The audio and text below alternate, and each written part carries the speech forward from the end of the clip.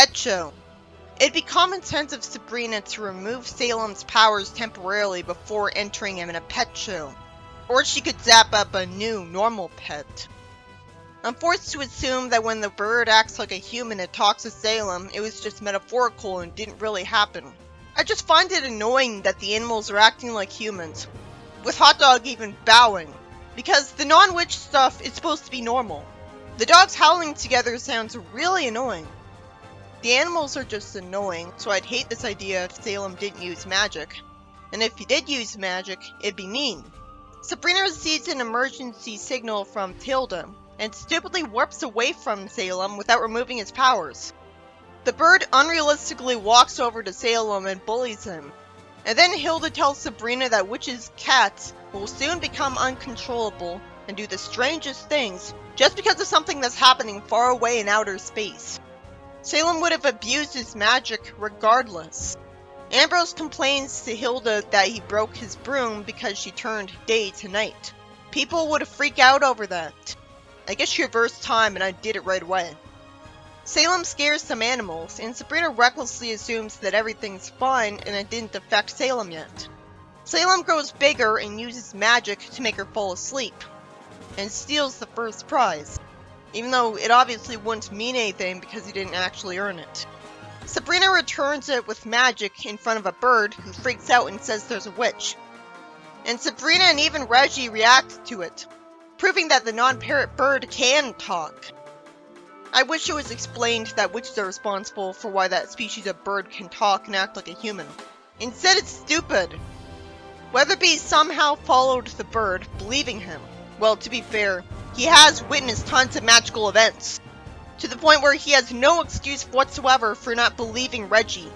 Reggie assumes Sabrina turned into Weatherby and follows them, calling him Sabrina. Salem looks sad when she's in the flying vehicle, and then magically ties her up and goes back to the pet show. Why would he think she would want to turn into Weatherby? I can't help but feel sorry for Reggie when Weatherby tells him he's not Sabrina. Salem freezes people in time, and Sabrina conveniently sees what Salem's doing in her mind, even though she can't use her hands. And she never sees what he's doing, but she can guide her broom with her mind. Ambrose realizes that Sabrina is headed directly for the rocket, and he's made an idiot because he assumes that Sabrina is playing space pool. Something weird happens in the sky involving spilled milk, which would freak out astronomers. So I wish that wasn't drawn. This is so confusing that I had to watch it multiple times to know what was going on. And that ends Salem's catastrophes. Witches would do this long before Sabrina. And so the dogs return to their annoying howling, somehow having the intelligence to do that. And Salem uncharacteristically gives them the first prize. So naturally, Sabrina tells Salem she's proud of him. The bird gets scared away by a shadow on the wall that looks like a witch, and Sabrina thanks Hot Dog for doing that because Weatherby assumes that was Reggie's witch. I hated this episode. There's a magical comet that makes witch cats do evil things, like tie up their owner on the broommobile and steal the first prize at a pet show. You'd think Sabrina would have robbed Salem of his powers temporarily and avoided the entire plot. Or zapped up a normal cat. If potion ingredients make sense, so does this comet. But the problem is, you'd think mortals would have noticed that comets can cause supernatural things to happen consistently a long time ago. If witch cats and witches can be affected by magic comets, why don't mortal creatures get affected? You'd think they would at this point, and everyone would know about magic. I guess the idea is supposed to be that people would dismiss it as silly superstition if people blamed the comet for it. But some people would still know that it was supernatural. Why don't a huge amount of witches zap away the comet's curse? Or the comet itself? They'd have done this. This plot wouldn't have happened. The fact that Hilda is already familiar with this comet makes it even more confusing. Still, it is impressive that the broommobile is so well built that Sabrina can magically steer it while she's tied up. But I don't understand why she was able to somehow get rid of the thing that caused this problem. Ambrose was on a rocket for some reason.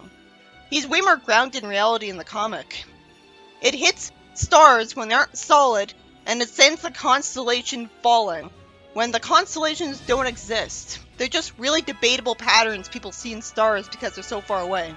And that sends the comet into the Milky Way. It was so convoluted just because it's a cartoon. They should have gone to Della and had a whole bunch of witches at once undo the problem. Funny Bunny. After Jughead cleans the erasers in front of the teacher and he says this just isn't his day, Sabrina uses magic to make sure that the next thing Jughead will do will be very successful. Jughead says he's a dumb bunny. He says that he was trying to invent something like instant rabbit's foot to bring him good luck, something he wouldn't try to do, and he dropped the test tube. So he wants to get a broom and clean up the mess. Arbitrarily, he was turned into a rabbit. This wouldn't happen. It is silly to look at. Hilda congratulates Sabrina for using magic evilly, and Sabrina gets upset at seeing this. Weatherby scolds Hilda for slamming the door, and he says that something must be wrong with his glasses if he thinks she's as small as she is. Sabrina then hops just because Jughead is arbitrarily hopping, and he doesn't notice the difference, and just says he feels lighter on his feet. Sabrina arbitrarily didn't just point at Jughead beside him and turn him back to normal when she was right beside him. Instead, she goes into the janitor's closet and gets scolded by the janitor, and Weatherby somehow thinks that Hilda was dressed like a hippie and not a witch, and goes to see the nurse. Sabrina says this is the day that superintendent grades the high school. She asks the mystic spirits for help, and Ambrose says he's taking messages for them. Sabrina thinks only they can undo this. Somehow. Hilda walks past Weatherby and the superintendent, who faints at seeing this. Ambrose has such a stunningly stupid voice. I never got used to it. He turns into a plant for no reason to disguise himself when Sabrina gets greeted by girls and walks away with Veronica. Well, he wouldn't want to explain why he's here. This makes Veronica ask Sabrina if she was talking to that plant and laugh at her. I feel bad for her. Ambrose wonders how he can keep them from seeing Jughead. He sends them to another part of the school, which would make magic obvious anyways, and tries to subtract one bunny, but when it comes to bunnies, one can only multiply. This makes no sense either. They come out of the janitor's closet as they wonder why Ambrose and Sabrina failed. Archie wishes he'd come up with an idea for a play. Moose says they should go somewhere to get an idea for it. Weatherby runs away from the rabbit Jugheads. I have to assume the mystic spirits being sadistic against mortals like in an earlier episode is why Jughead turned out this way.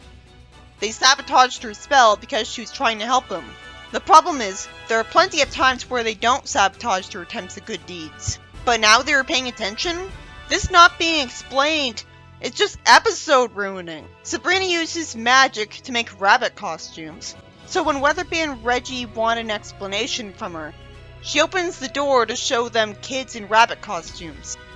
So he says she may carry on, and Sabrina creates a spinning thing on Hilda's back, and I really smile when she says that when she makes her look logical, it takes all the fun out of it. The superintendent arbitrarily rates the school D for definitely different and above average. Different. He would have had to have invented that ranking on the spot. That wouldn't be allowed. Sabrina finds out the mystic spirits are back in office. Them being out of office would have to explain why sometimes she can get away with using magic for good. But that's not explained. She gets them to return Jughead to normal. So, they do agree to good deeds? I guess it's just because they want to hide magic, and it can't be hidden if Jughead stays a rabbit.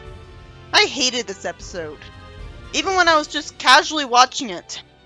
It felt so arbitrary. And even if it wasn't at first, there's no way Sabrina wants to have instantly turned Jughead back to normal.